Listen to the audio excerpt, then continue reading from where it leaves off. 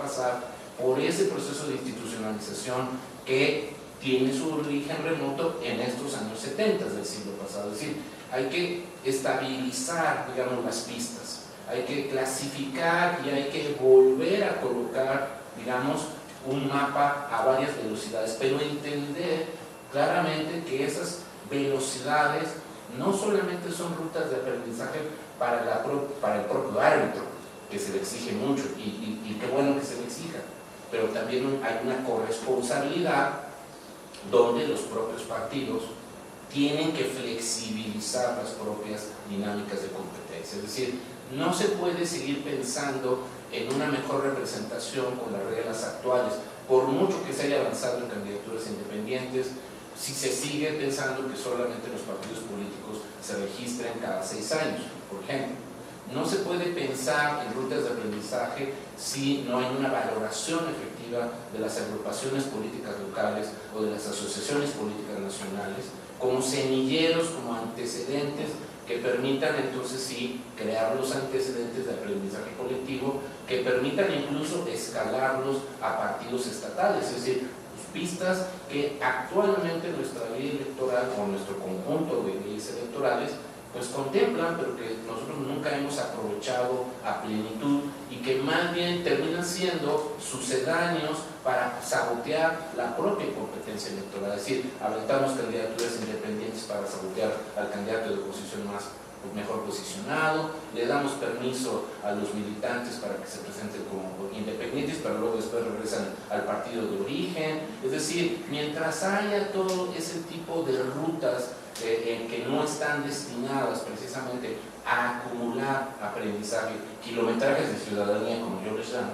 mientras no acumulemos kilometrajes de ciudadanía, entonces eso va a ser más difícil, porque entonces va a ser más difícil que un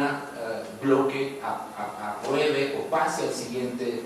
nivel de participación política y así sucesivamente. Y eso evidentemente es una de las causas en donde yo de manera muy particular, y eso también lo comentábamos mucho con Juan Reyes, nos da la impresión de que eso precisamente ha sido una de las partes del desgaste, de la incomprensión, en la que lamentablemente nuestro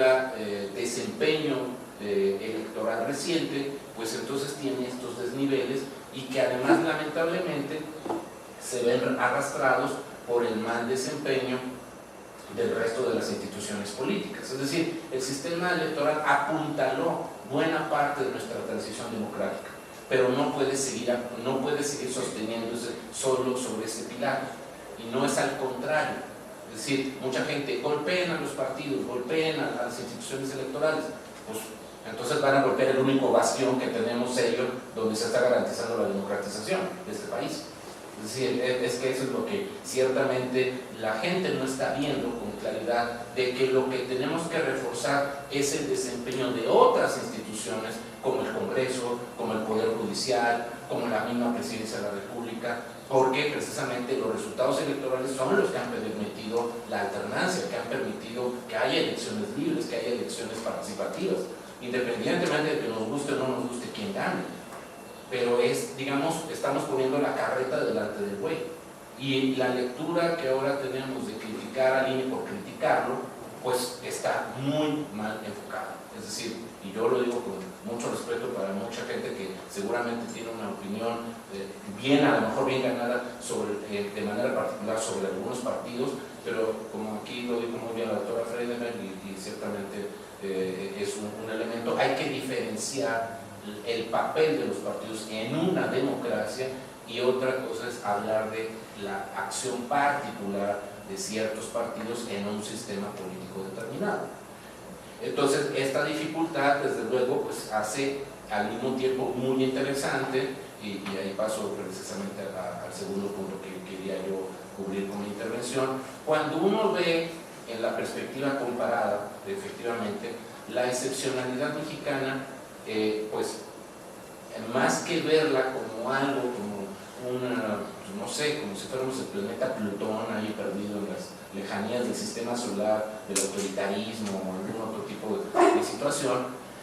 yo creo que de todos modos seguimos siendo parte de un sistema. Es decir, la lógica en la cual América Latina se ha movido, y como bien lo señalaba la doctora Friedenberg, se han movido en todas estas diversas rutas, nos permite vernos en ciertos, como si fuéramos en una suerte de galería, ¿no? A veces galería de horror, ¿no? O sea, con los espejos convexos o biconvexos, y cuando uno se ve en el reflejo, en realidad no estás viendo, si te ves frente al espejo brasileño, no es lo que estás viendo de Brasil, sino lo que tú te estás viendo de cara frente a Brasil, ¿no? O sea, en todo caso, las deficiencias del sistema brasileño, cuando tú las identificas con tu propia experiencia, pues dices, wow, ¿no? O el argentino, el uruguayo, y así sucesivamente, ¿no? De tal manera que el recorrido que podemos hacer en esa galería, desde luego, tiene que ser un recorrido lo suficientemente crítico, pero sobre todo autocrítico, para darnos una idea de las dimensiones sobre las cuales entonces la experiencia mexicana pues tiene que tomar, digamos, aprendizaje, ¿no? Y no solamente en un sentido de imitar modas o de traer cierto tipo de prácticas o de traer o tratar de suponer que vamos a imitar, digamos, discursos, estilos de campaña, aunque también ese es creo que un tema subyacente, digamos, podríamos decir que es un poco parte del currículum oculto de este libro, que en el fondo yo creo que diría que uno de los grandes temas de homogeneidad o no homogeneidad, y ahí seguramente Flavia, que es más experta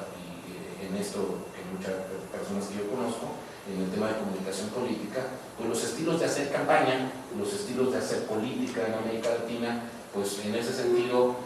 sí han afectado notoriamente sobre los desempeños de este sistema de partidos. Yo creo que es una variable que seguramente Flavia, en su inmensa capacidad de conejito Duracell, que siempre le digo, el conejo Energizer, que le digo que tiene, o sea, nunca para. Entonces seguramente ahí habrá que hacer un libro sobre estilos de campaña en América Latina y cómo esos estilos de campaña precisamente han atacado a los partidos, han endiosado las candidaturas o los mesianismos o los liderazgos populistas por esa misma crisis de representación o esa misma crisis de falta, o sea, sin calificar o descalificar lo que finalmente eso produce, ¿no? Pero, digamos, pero sí es algo que es interesante cuando uno puede revisar, ahora sí, con cierta calma, ya sin las premuras del ya nos faltan 15 días para entregar todo esto, creo que el resultado que ofrecen estos dos volúmenes, tanto en el volumen primero que toca precisamente México, América Central y República Dominicana, y el segundo volumen que se concentra fundamentalmente en los casos de América del Sur, pues lo que sí estamos viendo es el resultado de algo que creo que sí es también un gran tamiz de fondo, un gran telón de fondo en esto, que es el tema de la transición y la democratización, de cómo la experimentamos a partir de la competencia electoral y de la competencia de partidos. Creo que resulta muy notable que efectivamente los grados de inversión, no solamente económica, financiera, sino precisamente los grados de inversión institucional, cultural, cívica, ¿no? Que las experiencias tal y como ya se pueden ver en un gran recorrido de golpe, o sea, a un gran golpe de vista panorámica, pues eso también nos da una idea de las calidades de la participación política, de las calidades de la ciudadanía, con la cual entonces cada uno de estos partidos entendió su compromiso con la transición y su compromiso con la democratización, ¿no? A través de la vía de los partidos. Entonces creo que ese también es otro gran telón de fondo que hace